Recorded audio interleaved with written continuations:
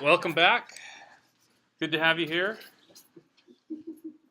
How many of you went to the conference last week? Like a lot of you did, didn't you? So, well, weary travelers. Anyone else go anywhere else? Fun this weekend? No. Was DC everything you wanted it to be? Chilly.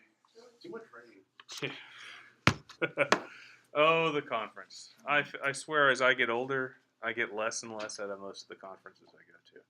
You know, I know that sounds really terrible. You're getting smarter, right? No, I'm just more cynical, bitter.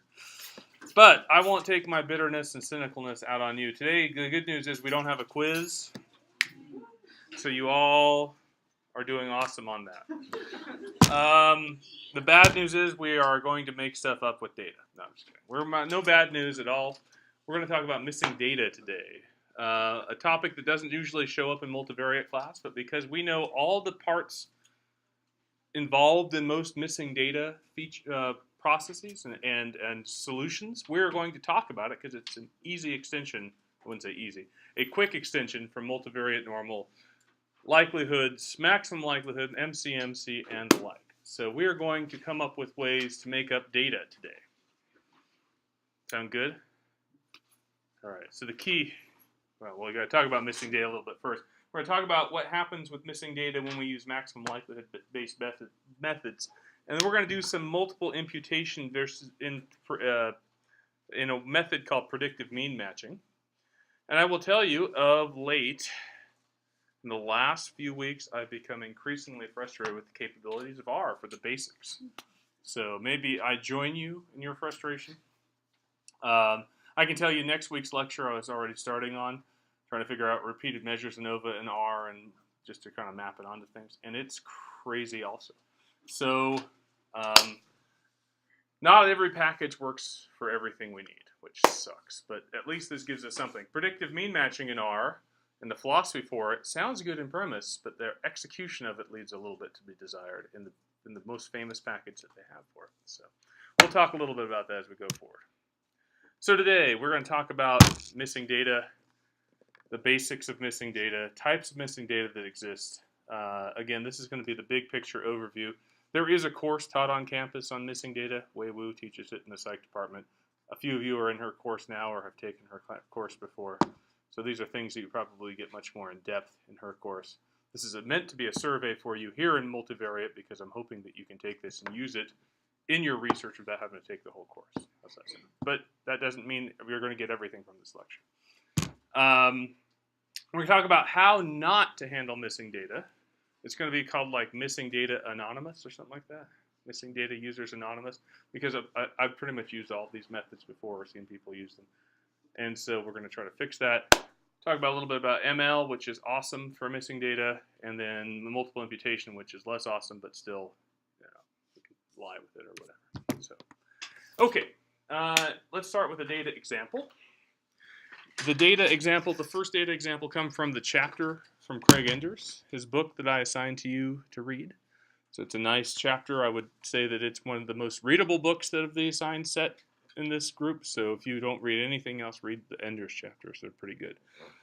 But he has he has a data set where there's two variables, essentially, IQ scores and job performance. So imagine that you are hiring people, you're the employer, and you think that IQ is important in a person's job performance. This might be your data, right? This is the complete data from his example. There's a bunch of IQ scores, and for every IQ score, there's a job performance. To look at that, we're going to think about how missing data might come about in different types. And there's a little bit of notation he talks about, and this is a little bit more common to the missing data world. But we'll see how this goes about with it. We're going to let D denote our data matrix, and some of those variables in the matrix D will be independent variables, and some will be dependent variables, X and Y. The problem is we're going to have some elements of the data matrix that are missing, right? It always happens. How many of you have missing data? Yeah. Does anyone not have any missing data? Oh, yeah? That's good, Adam. Benjamin, Mike, that's good. You guys are awesome. You probably consider our whole data sets missing. Oh, yeah? Why is that?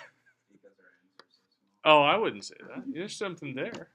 Yeah, Benjamin. So when you say missing data, do you mean like the whole concept's missing from a participant, or do you mean like there's like 7 items measuring something, they forgot to answer the third one by accident? Both. So like missing data is as small as literally 1 out of like 100 questions, or 10 that all make one comment? That's exactly it. Yeah, absolutely. And that's the thing. The missing data is a matter of degree, right? And so what we'll see in the analysis methods that we do is that sometimes the degree really matters. So you may have 10 repeated measures and someone didn't give you the 9th one. Well, some of the methods we use may throw out all those 9 cases of the person who didn't give you that one piece. And then you've got somebody who gave you 9 out of 10 pieces and,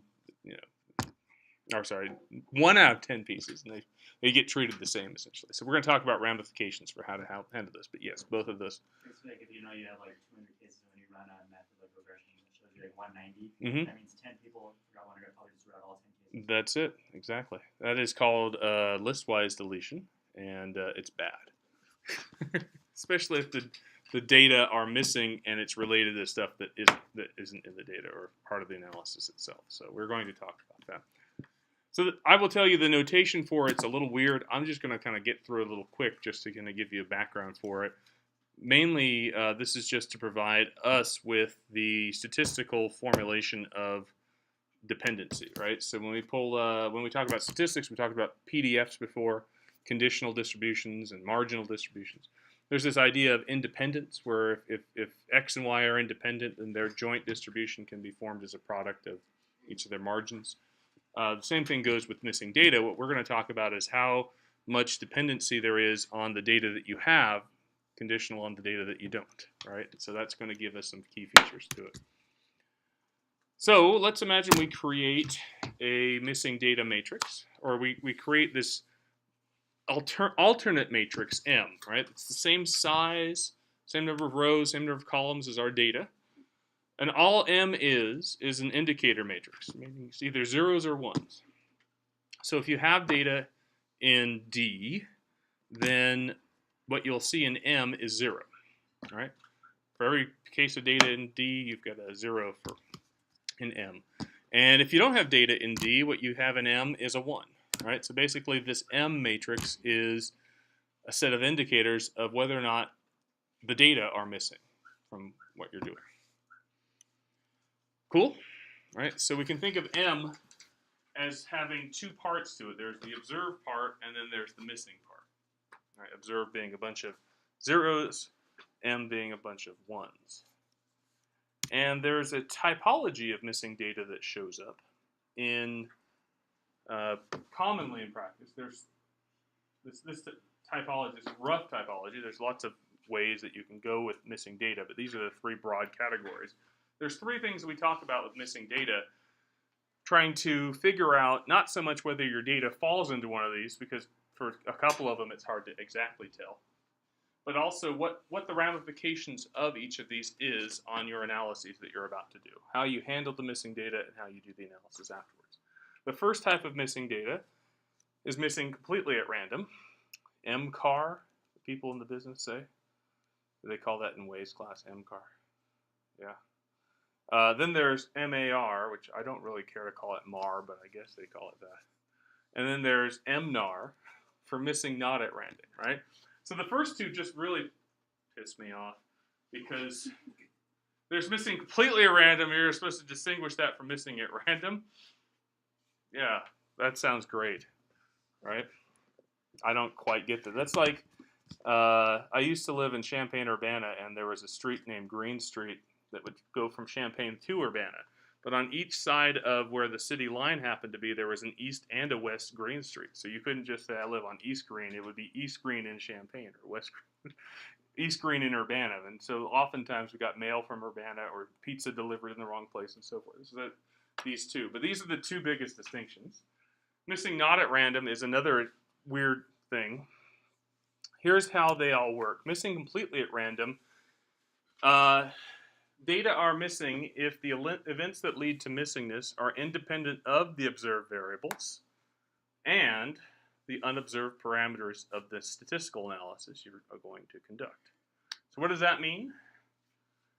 It means like you flip a coin and knock out data, right? You had this big data and maybe you had some type of random process that eliminated some. Or better yet, maybe you have some planned missingness. Maybe you've gone throughout your survey research and you said, you know, I've got a 350 item total in this time of complete survey I have, but I'm going to break it into booklets of 25 items each. And then I'm going to survey people. They're going to get 2 booklets, right? So 350, 4, 8, 12, 15. There's 14 booklets. Each person gets 2. That means they're only getting 50 of the 350 items, but you randomly use what we call spiral sample that across. And so from that, you try to understand the nature of all 350 with just a small snippet of the data itself. The process itself is considered independent of the observed variables and the parameters of interest, because when the study starts, each person is randomly assigned to a pair of booklets. So you don't know who's getting what ahead of time. And so with that random sampling procedure, it's almost like you have in an experimental design where you randomly assign people to treatment and control and so forth in your conditions. You're just randomly giving the data that they happen to do. So where you see this in education, we have an educational test that's called the National Assessment of Educational Progress, or NAEP. It shows up every 4 years. We test 4th graders and 8th graders and 12th graders. And from that, we try to make big picture summary statements like, you know, the state of Kansas compared to the state of Nebraska, who has better students or better performing schools or something along those lines. Or make inferences at counties within states or so forth. So that's the first thing.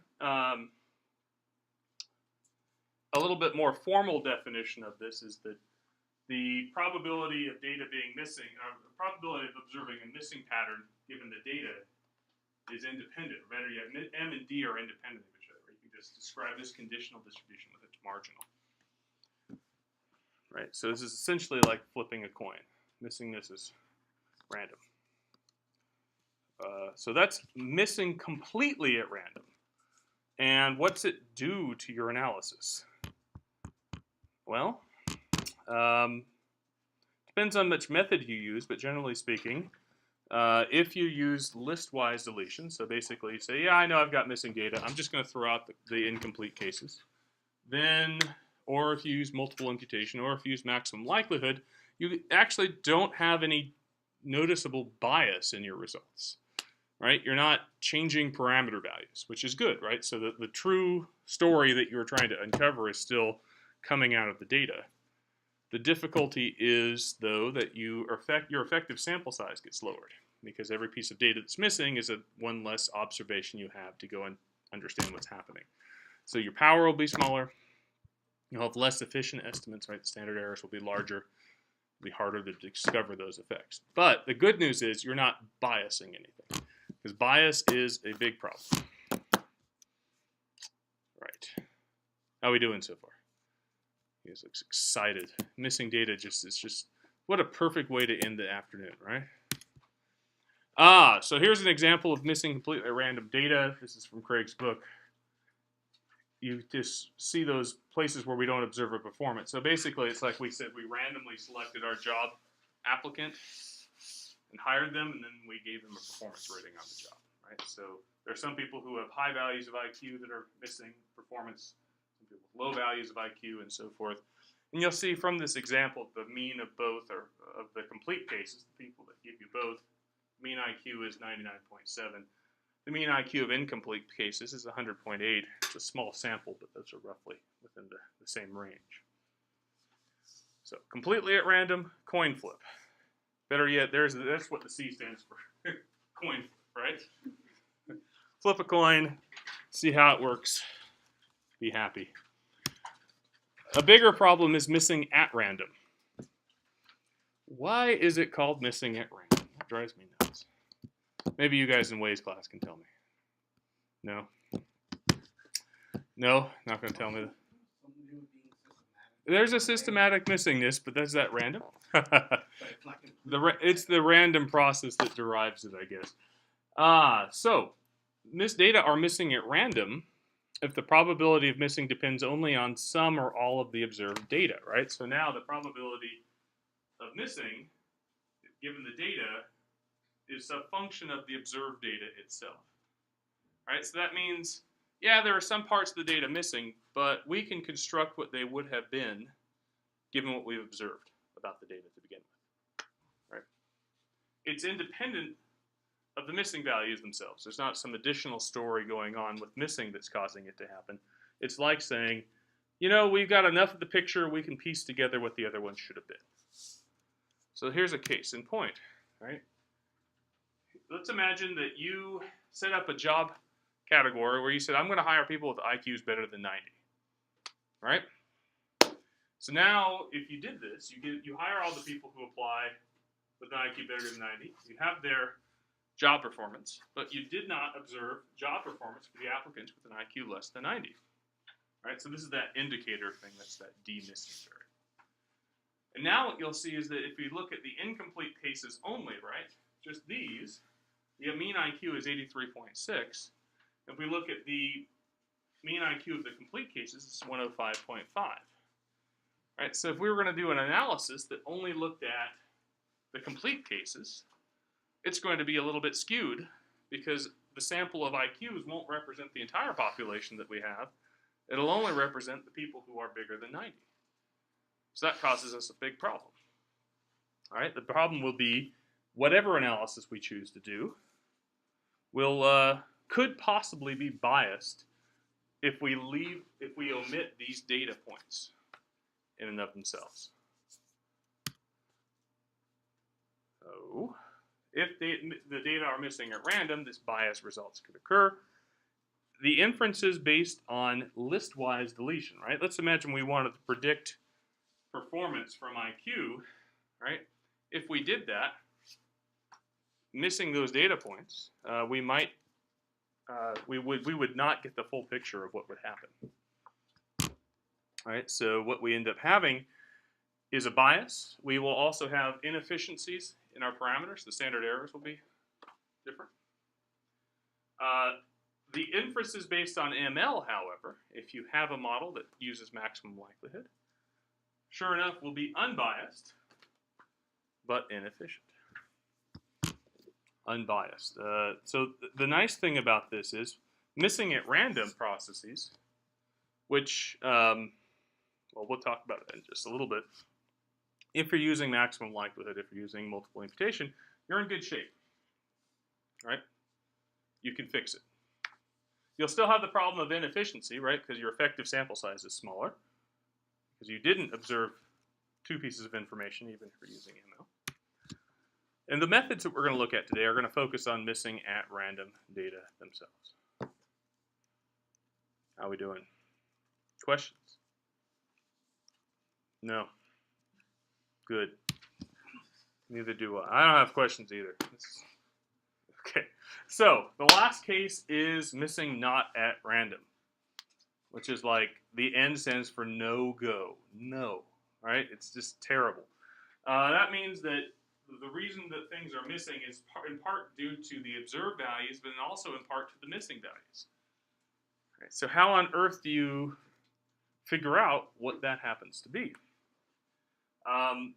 The terrible thing about missing not at random is that it is, the other label it gets is called non-ignorable missingness, right? If this is the situation you're in, you cannot use listwise deletion, you cannot use maximum likelihood, the methods for multiple imputation, all that get biased. Your results are not cool. You have to come up with essentially a model for the missing data. And then after that model for missing data is part of what you're doing, then you have to go and start to build everything else from it. Some of the multiple imputation approaches will give you that, but it's not guaranteed that they'll all work, because the problem with missing data is, what's the model for your missing data? Right? You've got an analysis model. You had a pretty good idea what you were going to do with it when you started your process of collecting data, unless, of course, you walked into a lab and your advisor's like, here, take it, I don't know what to do. Right? Now you have to figure out, why is my data missing? Why are my data missing? So, it's tough. So here is my quick, easy survival guide. Surviving missing data, a brief guide. Yes, Benjamin? So that last one, Mm-hmm. is that not random? Would this be something like, I work with a lot of like romantic and sex relationship stuff. Mm-hmm. So sometimes participants aren't comfortable with a series of questions. That could Would be that be this because they're like, oh, I don't want to answer these, these are pretty. That could be it. Can't make a Because yeah, is that biased? Because like for example, they would probably give you low scores depending on the items. So like by giving them scores, you could be biasing it that way. Exactly. That's it exactly. Like, especially those items are going into some type of psychometric scoring instrument itself. Giving any score that involves summing them together would give them too low of a score overall, definitely. So yeah, that's part of it. It's tough. No one likes missing data.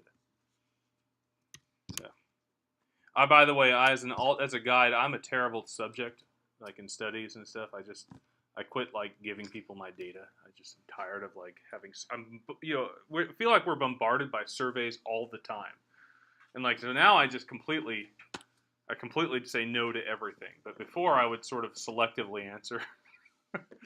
And yeah, I would do that. Yeah, I'd produce a lot of non-ignorable missing data, right? So I'm a terrible subject. What a hater I am. All right. So surviving missing data, our guide to it. Big thing is that missing data can really screw up your analysis results. All right. It's not that you'll know it's happening, but they can. And the way that they get screwed up, the amount that they get screwed up depends on the type of missing data. Missing completely at random, which is the coin flip. Missing at random, which was the something to do with the data you observed already. And missing not at random, which was something with the data observed and something with the data not observed. The other thing that can screw this up is how you analyze your data. Right? If you're using a package or a program that says, I'm going to just listwise delete things, that's a problem. That may be a bigger problem than something that tries to use all available information, even if there's parts that are missing, like ML. So that's another thing. So the choice of an algorithm, like the estimator, and the missing data method, how you fix it, is important in avoiding issues due to missing data. The worst case scenario that you could be in is the missing not at random case, the non-ignorable missing. It's not easy to get out of, right? You have to be clairvoyant. You have to make up the reason why you have to be right in your reason why people are missing your items.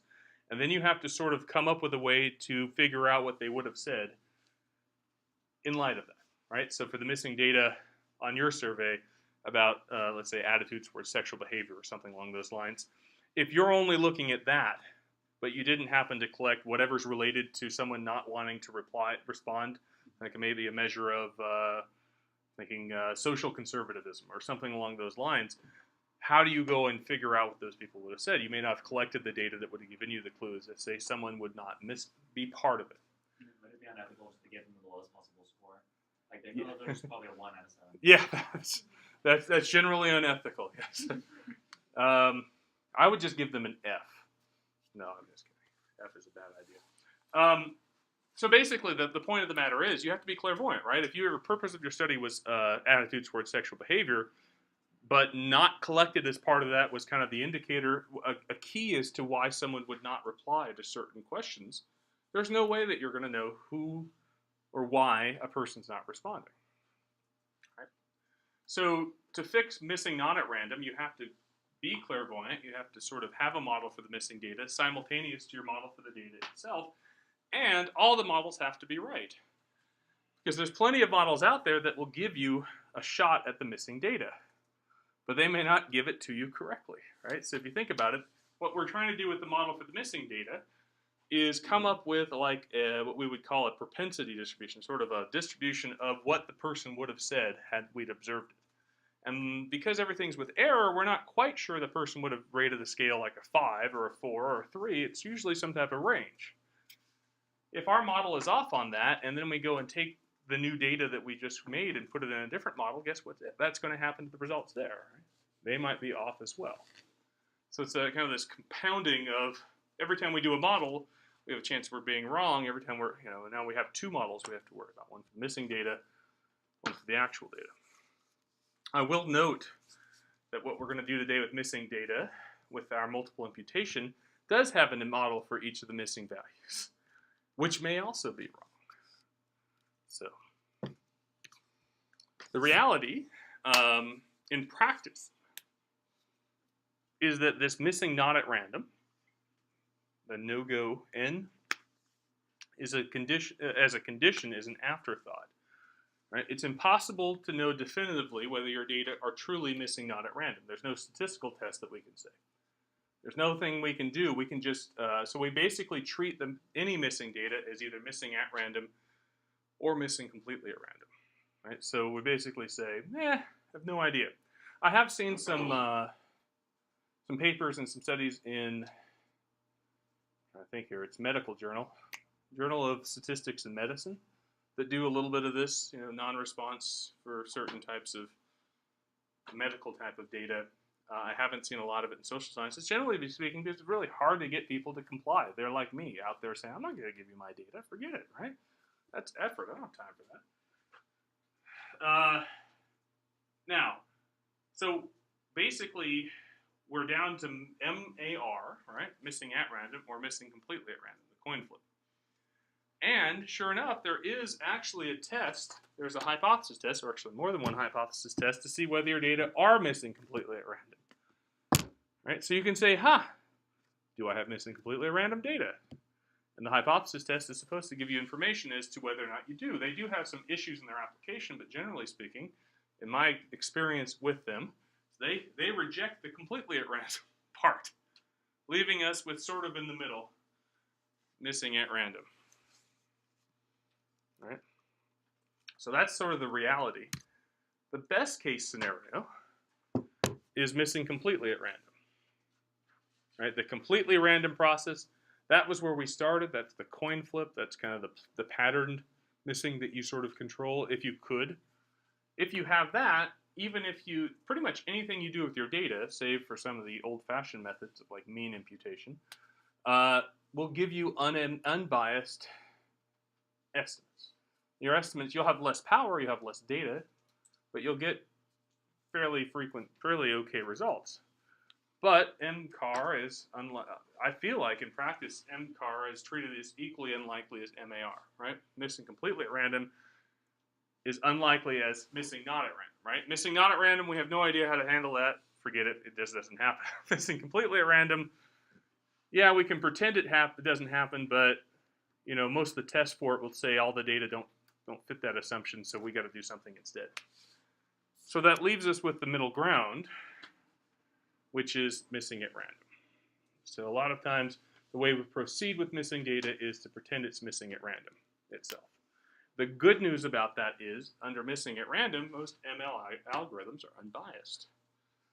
And this is one of the big reasons I have for getting us into ML in linear models and path analysis and everything else, is that in all of the data that we have, if you have a missing observation, we still get unbiased results should they follow MAR, should they be missing at random.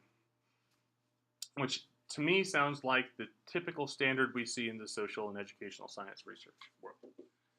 So we'll see ML, you've seen it already in PROC mix, we've seen it in GLS, Levon. It's also there with random effects like M+ and Levon and so forth. In fact, the data in Levon, if you go back to the path analysis lecture or lectures, you'll see we had missing observations in the data. And it worked just fine. Wasn't a problem. So that is sort of the built-in picture of missing at random. I'm flying tonight. How we doing? I had like 70 slides, but I'm through these. I'm going to slow down in just a bit, though. I like to procrastinate. I'll put that slowing down off for a little bit. Let's talk about missing data in ML. If we had maximum likelihood, if we were going to handle missing data, it's pretty much straightforward. Do the calculation of the log likelihood function. So remember the log likelihood function, particularly in multivariate normal, although if we had other distributions that work this way as well, our log likelihood function took all the data we observed, right? And we said basically, what's the likelihood of the data given all these parameters, right? And so we put them into a multivariate normal. There was a mean vector, there was this covariance matrix, and so forth. Well, what's happening in maximum likelihood is each subject is contributing a small likelihood amount based on their observations. So maximum likelihood, the way things work in missing data, is it says, okay, I had 6 variables in my analysis. If it was multivariate normal, I'd have a 6x1 mean vector and a 6x6 covariance matrix. But if you're like me and Templin walks in the door and gives you one piece of information, you change that 6x6 covariance matrix and 6x1 mean vector into a 1 variable multivariate normal. You take the data they have and say, oh, I know what to do with that. I have one mean here, one variance there. Let's give a likelihood based on that one piece of observed information the person has. So you're not throwing out the person if they have given you one small bit of information. I'll show you this with matrices, not that that helps, in just a minute. So basically, the idea is that each person's log likelihood function gets reshaped to fit the data they have. Right? So if you have 7 cases, if you have all 6 observations, you've got the same, you got a bigger log likelihood than not. So multivariate normal, it works because subsets of that variables are multivariate normal. If you're in other language, if you have other distributions, if you've got, if you're doing categorical data, a lot of times the analog to factor analysis, item response theory, if you're missing one of the items, if you didn't take an item on a test or whatever, if we can just do the same thing. Instead of having a likelihood expressed by all the items of a test, it will drop one of the items and shorten it. The assumptions that make us be able to make the likelihood for all the items still apply to one less of those items, particularly conditional independence. So just like that, the whole likelihood process works the same, right? Remember we did this in homework too. You were the algorithm that did the likelihood function, right? You made the likelihood for each flower, I think, in the homework. And then you add them up and make the total. The same thing happens. It's just for the people who have less than the full amount of data, they contribute what data they have, and their likelihood still gets summed into the total log likelihood. It's just for one observation rather than 6. So the neat thing about maximum likelihood is that when you have a joint or a multivariate distribution, you get all that all at once. You get that simultaneous approach. And you sort of don't even think about the missing data. Yeah, missing data, but generally I'm okay. So here's how it works. At the top, that's our beautiful log likelihood for multivariate normal. Doesn't that just, if you have probably have this memorized? No, I know I don't. I sort of have to look up the multivariate normal one all the time. Although 2 pi, right? That's your key. Multivariate normal, there should be 2 pi involved in it. But here, if we had these 2 observations, IQ and performance, from this example in Craig's book, then our likelihood function would have a mean vector that had to do with IQ and performance. And this is kind of your dummy code matrix, your DVs. And a covariance matrix that would be 2 by 2. But if along came a subject that had only given you IQ and not job performance, well, this subject only has Y for IQ, and the maximum likelihood algorithm goes, okay, I have a mean for IQ here, I have a variance for IQ there. If I plug those into the respective matrices, I still get a log likelihood for this person. So all of that works out. Works out nicely. Questions?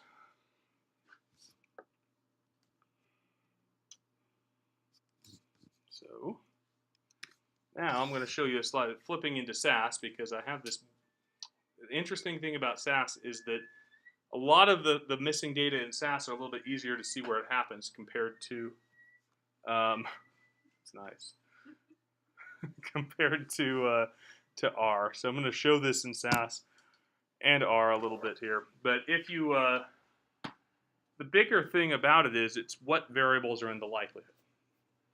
So we used, for path analysis, we used Lavon. And Lavon put all of them into the likelihood by default. Didn't matter if they were binary, we had a sex variable. It went in, was called multivariate normal. Didn't matter, right? But having that in the likelihood allowed this missing data thing to happen. If you're in SAS, or if you're in GLS in R, the missing data had to be only the dependent variables. Right? The dependent variables were the only things that showed up in the likelihood. And so in PROC mixed, or in GLS, the package that we saw for R and the thing that you did homework 4 on, we had to go and omit all the missing data on the predictors, right? We had to go through, if you remember my lecture from a couple weeks ago, I threw out anybody who had a missing X because it would blow things up. In fact, it blew things up with a missing, repeated an outcome also, which was a little weird.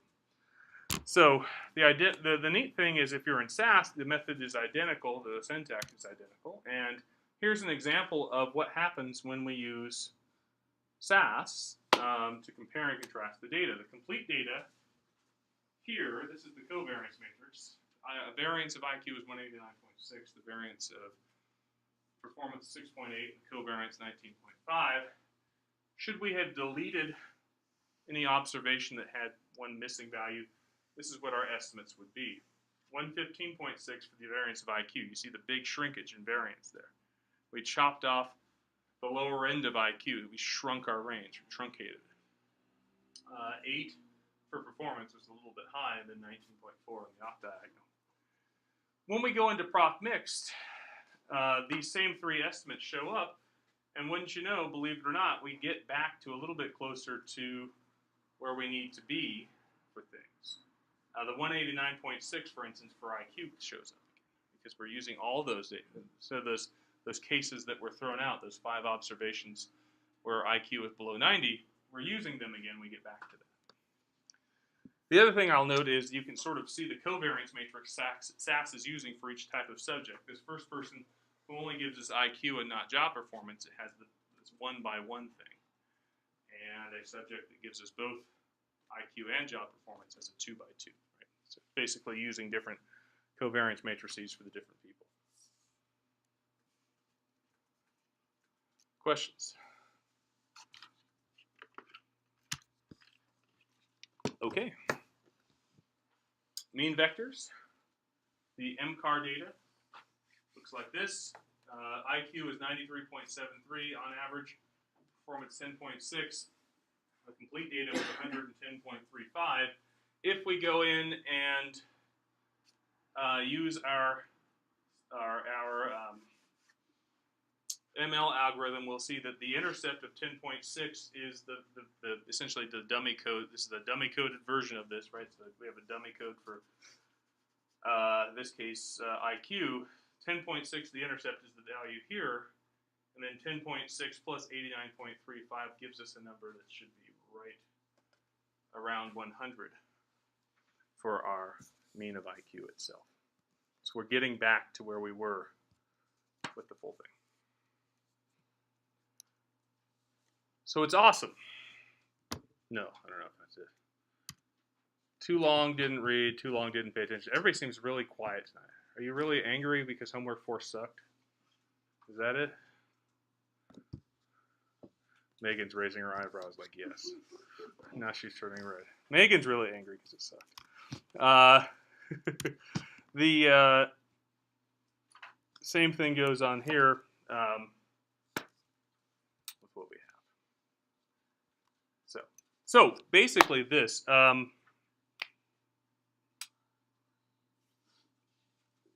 Depending on, there's a couple of other issues with ML, and depends on which algorithm, which software you're using. But generally speaking, if you're using, depending on the software, depends on how, there's different ways of computing our standard errors for each method. So PROC mix does it one way, GLS does it another way. And floating around in there somewhere was something called the sandwich formula. Remember that thing from months ago? This thing, the standard errors of that essentially come from -1 times the inverse information matrix. Sometimes it gives you what's expected, sometimes it does what it's observed, and it depends on the software you're using for it. So SAS, the default is this standard errors that are biased, but you can also flip it to give you standard errors that are not in SAS if you use an extra option. In Lavon, that option's by default turned on. The standard errors in Lavon use that when you use the robust ML, give you the kind of sandwich estimator or observed information matrix standard errors. So those are a little bit more trustworthy, and they help in your likelihood ratio tests or WALD tests. The other thing that happens with it is that GLS, I'm pretty sure, doesn't give you those. So you're kind of stuck. So ML only goes so far, is what I'm trying to say. All right. When it goes bad, though, is when you have linear models where for linear models with missing dependent variables, so those are the y's, it works, generally speaking, works well. Standard errors may still be an issue, but you can usually find a package that does it for you. For linear models with missing independent variables, IVs, if you're using PROC mix, GLS, or the like, you will get listwise deletion. It will throw out all the data, and it will be bad. It'll give you a biased set of parameter estimates even if they're missing at random data, right? So you still have a limit to what you do. Lavon was one of the packages that sort of gave you a benefit because it sort of threw everything in the likelihood, but then you get the added problem in that some of the variables may not be multivariate normal. Right? So there's no easy solution to this yet, and we're running into kind of the limits of easy-to-use software. Check that. Usable software. I'll just say that. Usable software, right? Something that doesn't take you 8 weeks just to figure out the package before you can do an analysis in it. So what happens when you have independent variables in these types of multivariate models? Here's sort of what goes on, right? Use ML estimators and hope for missing completely random data, right? Because the MCAR data, the coin flip, no problem. Doesn't matter, right? It might be possible, step 2. Step 1 is kind of like, I think probably everybody gets away with it anyway. Nobody really talks about it. Step 2 is to try to rephrase your independent variables as dependent variables. It's a little bit harder, but it can be done. Some models. The step 3, though, is to impute those missing variables multiple times. Right? So you do this, we call a multiple imputation. And then use the maximum likelihood estimators on each of the data sets that you create out of it. And that's where we're going to end up. That is the process that we're going to talk about today. Because not everything works great for missing data. It's not as easy as it seems with ML. So, how are we doing? Doing all right. Kind of giving you the big picture. Nothing in the weeds yet, right? All right. Now's the section where I'm going to admit to doing this with data before. Like, when you first heard about missing data, what context was it in? Which class were you in when you heard about it? Or lab or anything? You remember? Research methods. What did they tell you in missing data class? Or in that class? Delete it. Get rid of it. Delete it. There you go. All right. I remember as an undergrad, they said, oh, use SPSS because it'll give you mean imputation. Yeah, plug in the mean. I was using SPSS. I goes, just get rid of it. Oh, that's good. Anybody else? What were you told? It's okay. It gets handled. Missing data handled. That's one of the funny things, like my wife will say in her classes, anytime you hear somebody talking and they say handled, it means they don't really understand what's happening. Oh, yeah, it's got handled, right? It's like your luggage whenever you check it in at the airport. Yeah, they have this person who handles it, and it gets to the plane, and then it comes back out, right? It's fine, right? It's okay. Anybody else? This is Missing Data Anonymous. All right? Hi, my name is John, and I did a mean imputation at one point. You should say, hi, John. Hi. Hi. Anyone else imputed the mean before? Plugged in. Oh, you have missing data? Yes, put the mean there. That's fine. Yeah? That's good. Anybody else? Nobody wants to meet it? Okay, it's okay. It's okay. I put this section in here to say all these things are bad, but we've all done it before, right? Anybody else? Okay, let's see here. I'll just go through them. And we'll talk about them. And I'm saying this because it's an interesting perspective. The awareness of the issues that missing data causes has been on the rise since the 1970s or 80s. It's finally kind of taken a big picture It's hit the world of research in social and educational sciences. Craig's book was 2010, but it was known about quite a few years before then. But like everything in methods, there's such a lag between understanding what's going on from the theoreticalist perspective and then teaching it. I know I didn't get any training in methodology for missing data when I was in grad school. Go figure. So all of this is fairly common, fairly used today. I'm not trying to hate on it as much as to say, here's the point of view that we sort of have when we do all this. Even though it sounds like I'm going to hate on it, because you know me. I just like, I'm the world's best critic. One of my graduate advisors called me that. Because I was like, yeah, it was terrible. Still am.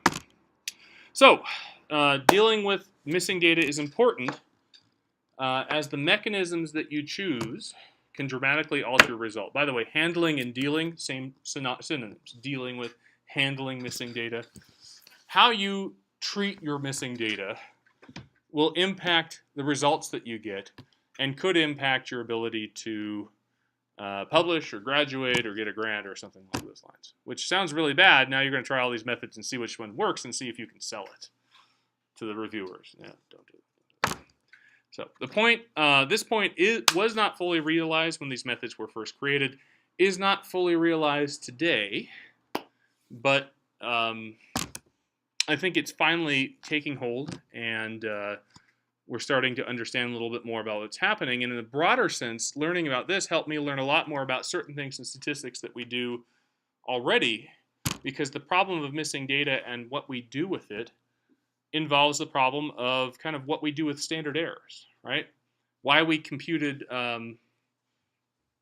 our contrasts in R rather than a calculator, right? We wanted the standard errors to go through. We wanted to be able to keep the parameter standard errors with it. Otherwise, we reduce the error, we increase the type 1 error rate, and so forth. We shut it off.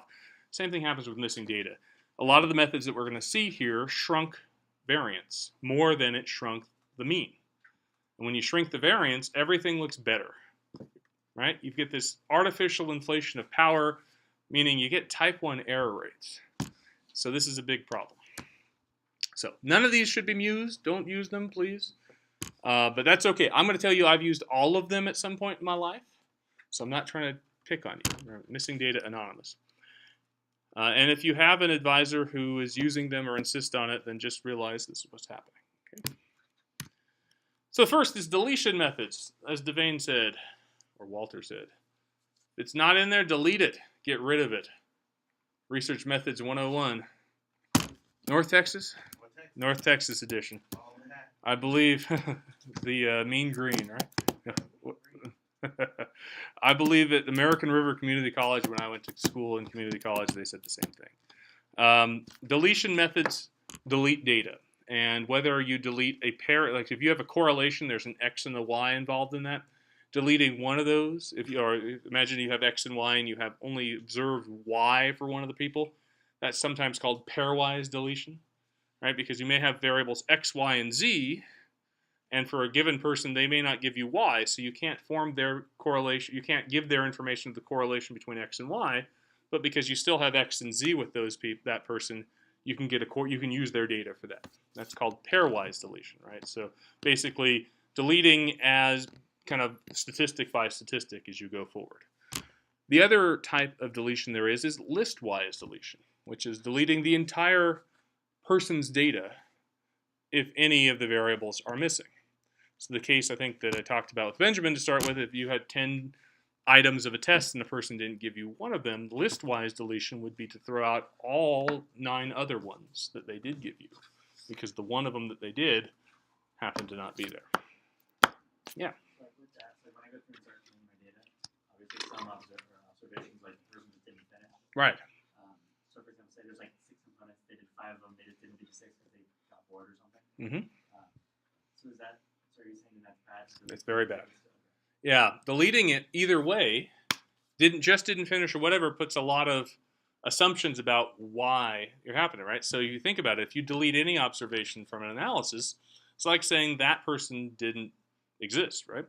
So, but if there were, and in missing completely at random, right, the coin flip, right, those people that are missing are just as likely to have that missingness as people who aren't missing.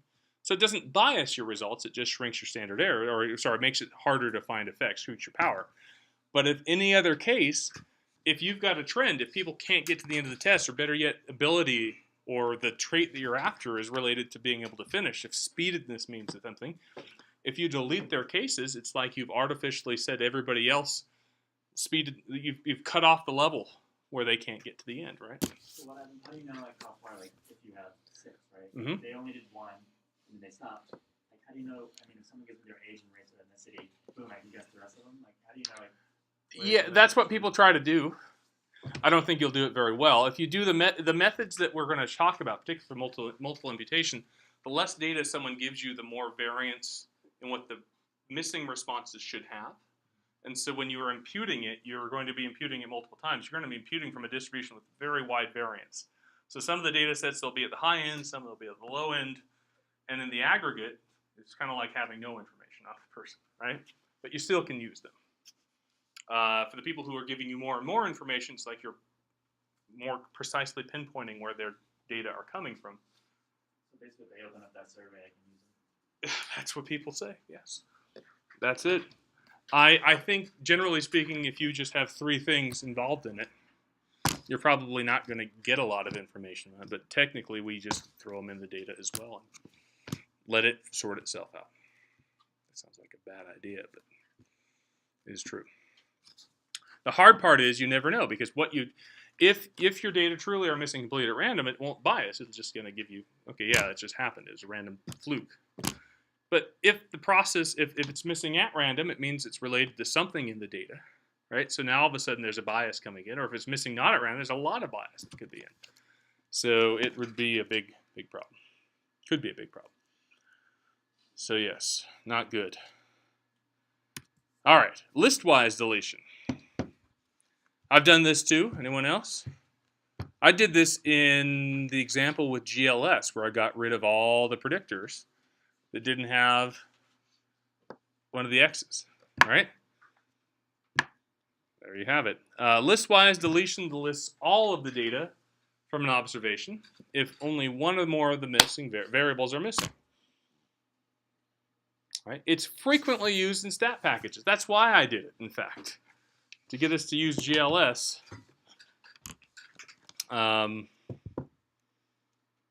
So that shows up. Pairwise deletion shows up a lot, particularly if you're forming a correlation matrix, right? A lot of times you'll see in papers the correlation and then the sample size contributing to the correlation for each. Have you seen that before? If there's missing data, they'll say 76 people here for this one correlation, 84 for this, and so forth. Again, it assumes if you're using this, you're assuming the data are missing completely at random. If it's missing completely at random, it's not going to hurt you in terms of bias. The other thing that may happen is if you're using different sample sizes for your data and you're forming a covariance matrix that you intend to use in some other likelihood, like a maximum likelihood estimator, that covariance matrix may not be invertible. Right? You may have this linear dependence that shows up because of it. So it induces other problems. Anyone pairwise deleted lately? It's okay. No one's going to admit to it. I've done it. That makes it okay, right? You're the teacher, you told us to. Oh, man. I'm getting cross interference here between like teacher and parent. Right? Because I remember growing up and then like, Mom, or she'd be like, I'd get in trouble. She'd say, why did you do that? I was like, oh, yeah, my friend did. My mom's response always was, well, if your friend jumped off a bridge, would you jump off with him? It's like that same type of thing, right? And yet we cite papers. Well, they did it. Sorry. Excuse me. He's the biggest name in the field. Oh, shoot. Hell yes. All right. Single imputation methods sound much better. Right? Single imputation methods. One value. So basically, you take every missing data piece and you plug in a number for that piece of missing data. But you only do it once, right? So impute is a nice better way of saying made up. Fabricate. We're hoping to have a truth-guided fabrication That's a fabricated related to truth. But we're just going to say, yeah, we don't know what they were going to say, so we're going to give them a value and continue on anyway. So I've done this before. Have you ever plugged in a mean before? There's all types of means. We're going to see a couple of them coming up. I've also had the wonderful experience of being on dissertation committees where students were advised to do some of these things and were passionately defending the single imputation that they did because it was not just deletion. Okay, I guess it may be better, it may be worse. And I think that's the hard part. The upside is you can use all of the data. The downside is you're putting in one number and you're putting it in with certainty, right? It's like saying, okay, that piece of data that's missing, to think about it as a statistician, right? Think of it this way. If you could come up with a model for that data, right? You could like a linear regression, right? The linear regression, unless the R squared was 1, would have some error to it. So at best, what you could do is plug in a value with some error around it. And even then, it's not likely to be. You could randomly draw a piece of error that's widely on the outside of things, right? So that one value, though, could really what we call leverage the results. One observation can tilt a regression line one way or the other. There's actually a statistic in regression called leverage. It talks about the influence any one observation has on the line itself, right? So it's possible that could happen. More commonly, what will happen is, particularly in singular imputation, you may see, on the next slide we'll talk about it, the plugging in the mean. Right? If you have, let's say, 25% of your observations missing for one variable, and for all 25% of them you plug in the mean, what happens to the variance? The mean stays the same, your variation shrinks. Right? So now all of a sudden it looks like your data are a lot more homogeneous than they happen to be. It's almost like taking that power and inflating it, but really it's all made up. So single imputation in some instances can be good, in some instances can be really bad. Really, really bad. So even if the data is missing completely at random, this can be bad for you, right? So the other methods of deleting it were better than singly imputing for missing completely at random. That's crazy, right? No. If you're going to make stuff up, make a lot of stuff up, all right? Maybe that's not it. So here's an example. There's a data set I have where we had 3 variables from some type of HSES related activity where we took oxygen, running time, and running pulse. Oxygen, I think, was some type of measure of oxygen in someone's blood or something like that. Actually, it may not be that. I don't know what it is. I don't have it in front of me now. 3 variables. There were missing data on each. This is the data if we were to pairwise delete or single just delete it. So here, the pulse rate after running, doing this exercise task, there were only 22 people who completed it, so got their pulse done. But 28 people for oxygen running time. Overall, on the data set, there were 31 people. Right, so you can see different amounts of missing data for each. If you go and take the mean, right, so here's the mean of the incomplete data. If you take the mean of the incomplete data and impute it here, the mean doesn't change, right? For all of these 9 people that had running pulse missing, the mean is roughly the same, within rounding error. The other 2, though, the means are the same as well, but take a look at the standard deviations. Right? We've just shrunken those. Right? The standard deviation of running time went from 10.14 to 8.48. Similarly decreased for the other 2 as well. So that's a scary thing. We don't want to singly impute it with the mean. Although I've done that before too. That was like the #1 option in SPSS back in the 1990s, I think. Those were the days, right? There's a better way, a little bit better way. In fact, we're sort of going to be using this, but we're going to have a twist to it.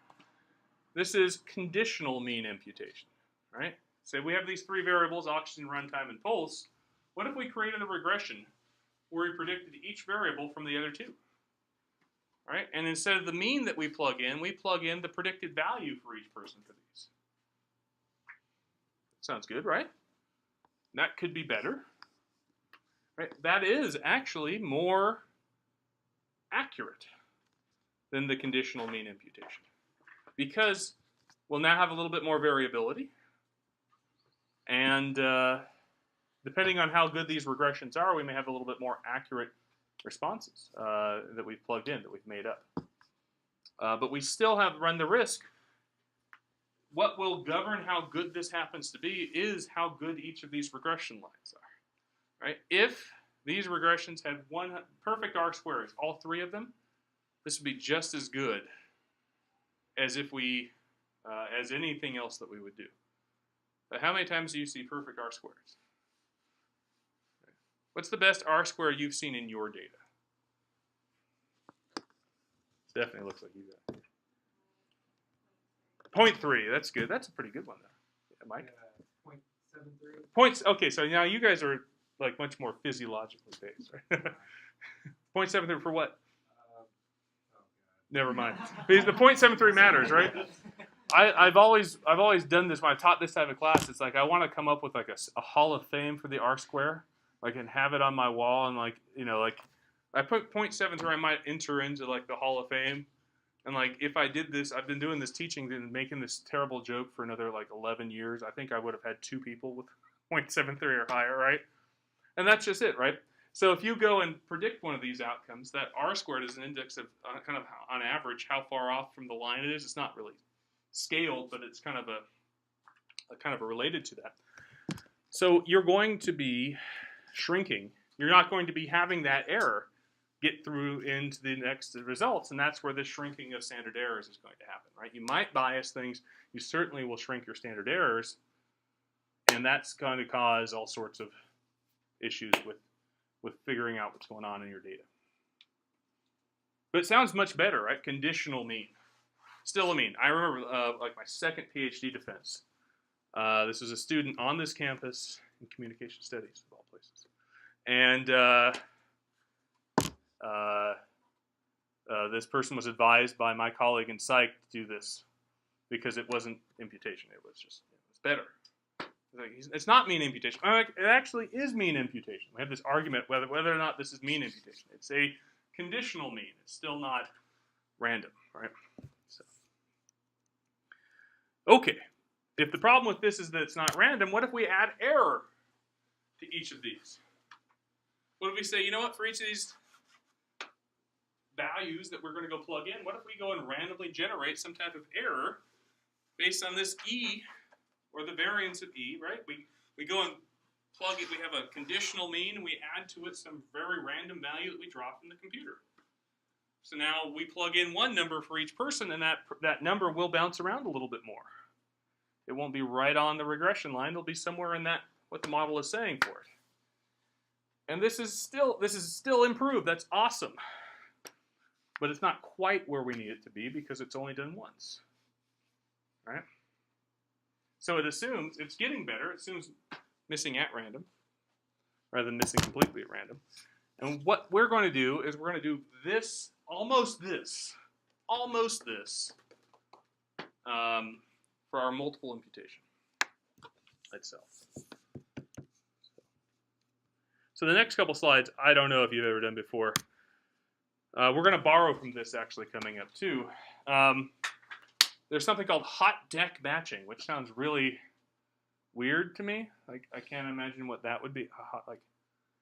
Hot deck matching uses real data. So basically what you're going to do is say, one of the interesting things about these regression approaches is that you quickly can get values that are outside of where your data happen to fall, right? Because depending on how good this regression line is, if the data aren't completely linear or if they got some lower bound like time or pulse rate or even levels of oxygen, you might find negative values in your data that you're imputing. And it's problematic. One of the ways that you can fix that, though, is to match similar scores in the data to something going on already. So that can help you with your univariate distribution to give you a nice range. But if you just match one time, you can get bias results, right? So how do you match? Good question. We're going to do some matching, but later on. But we're going to do matching in a random way, sort of a random matching involving one of these predicted means. So, cool? Feeling good? Devane, Walter, you're cool. The other thing you can do is, Benjamin, you talked about your scale. You got 10-item tests or 6-item tests, and someone gives you 5. Instead of giving out the total score to everybody, give them the average score, right? Oh yeah, the average still stays. It's the average out of, if every one of those is a 5-point Likert scale item, then the average will be somewhere between 1 and 5 for every person, whether they took 6 items or took 5. Problem with that though is that for those items that someone's missing, it's like using the person mean. It's like plugging in their person mean for what those items missing will be. And so you know what that does when you're plugging in a person mean? It shrinks the standard deviation for each person. A better way, particularly when you're using psychometric data, is to use a measurement model, a CFA model, factor analysis, IRT, item response theory model, something along those lines, diagnostic classification model, anything that treats the item as part of the analysis itself rather than just averaging. Then it becomes a DV and it shows up in the likelihood. And ML will just allow you to use whatever items that happen to be there. So if you only get 5, that's fine. You can come up with your best guess of a person's trait score based on the 5 rather than the 6, and it won't be in there. It won't give you the missing data problem. I see this used all the time. Oh yeah, well, just average the scale. So, another place where this could happen is where you have if you have a longitudinal data set, like if you have a kind of like a treatment versus control clinical trial type data, where you have a person who's in your data set and they're getting treated, and all of a sudden they drop out, like 3 weeks to go, 3 observations from it, right? So you could see sort of improvement, all of a sudden they stop. One thing that people will do is take the last observation and carry it forward, thinking that, well, the treatment just stopped there, so in theory we wouldn't have any more response. Problem is, again, it's like single imputation, right? You're assuming that the scores don't change, and they stop varying. And because of that, it sounded pretty conservative. It's like you're not getting the extra benefit of it, but additionally what you're getting from it is a shrinkage in variation of the responses. And we want to keep that. The variation is just as important as the location. We want to keep that variation going forward, otherwise we have a problem in what we're doing. So in doing this, it can exaggerate group differences and all sorts of bad things. So in summary, right before we take our break, why single imputation is bad science. This is what I said. Single imputation, bad. Bad science. I hate using those words, but I have to say it. Overall, these methods aren't useful for what we do. Some of the better methods to delete the data cause the least amount of harm, because at least you can go with the missing completely at random excuse, and if it is truly that, then you're fine. But a lot of the methods you saw there don't even work under missing completely at random, right?